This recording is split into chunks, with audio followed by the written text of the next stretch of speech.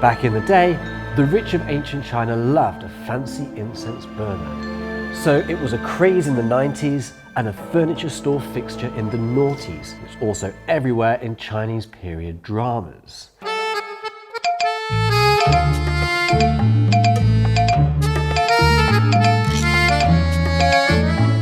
And on today's Open China, because such a habit was definitely very much in favour with the ladies of classical times, Morag, I would like to invite you to help us almost ceremoniously open this episode of Open China. Oh wow, yes. This is a traditional piece of incense. Fantastic. So what you need to do first is pop it in the pot there, take a match. Make sure there's no fire alarms around it. Yes, I think we're okay here. Okay. That looks to be, oh, it's smoking away there. It is. So now we just pop this back on top? You're absolutely right, yeah.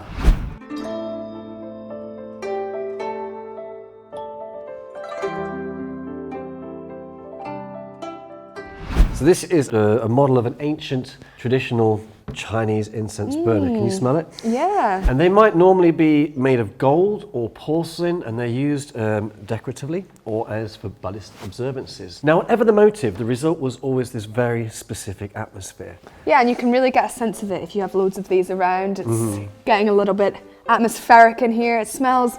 It'll make the air a little bit hazy too. Yeah, a little bit hazy, and it kind of smells that incensey, atmospheric scent in the air. Yeah. So there's some really fancy ones that you can see around these days in terms of burners. But the fact of the matter is that they were originally much cruder, such as this one. And of course, as the arts and cultures of China developed, taste became ever more refined, and people also went ever deeper into their spiritual explorations. So folks went from just cooking meat to using herbs at the same time, and the burners went from being these big ornate pots to these more quaint and ornate style burners. Now check out this Tang Dynasty Tang Cancai, or tricolour burner. Now for the ancient Chinese literati, incense was originally a very romantic offering.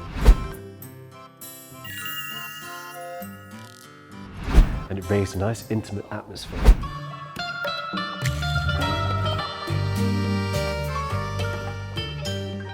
Before hitting the books, in the belief that it helps with study and retention of information. I need that.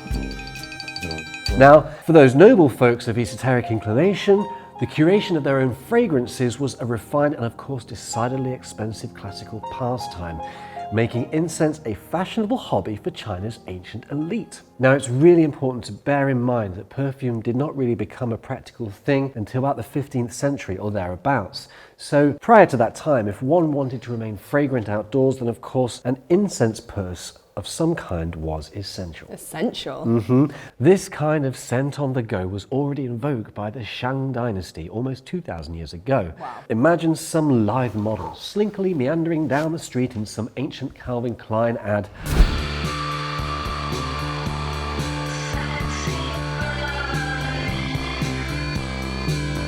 Hopefully without getting her high heels stuck in the cobbles. Kind of like me then.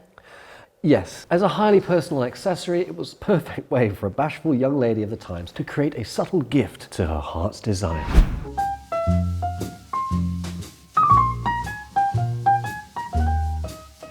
Also kind of like me. Of course, incense, with its ability to invoke physiological changes, soon found its way into Chinese medicine. Roses, jasmine, and lavender, etc., are commonly used in the perfume industry, but Chinese people also appreciate the bitterness and pungent musk of herbal medicine.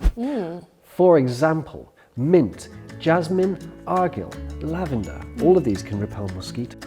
And clove, camphor, ginger, cassia, and orchid are said to relieve infant colds. Realgar, white peony, camphor, and acrylides can be refreshing, and lavender, sandalwood, and cumin help sleep.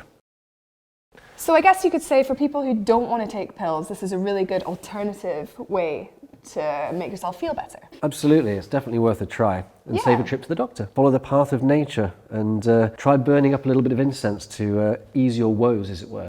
So if one were to take a wander down an alley in modern day Beijing, it still would not be uncommon to see old curio shops and specialty stores are still prevalent. Even incense pouches are pervade in use in the modern day, especially during Dragon Festival. and this tradition is a firm and fond favourite for carrying seasonal charms.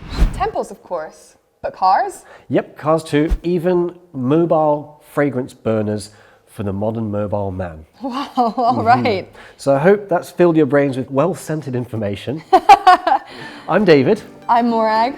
Thanks for joining us today on Open China. Don't forget to check out our Instagram, Twitter and Facebook. Hit that like, hit subscribe, light up some incense, but most importantly, keep it open.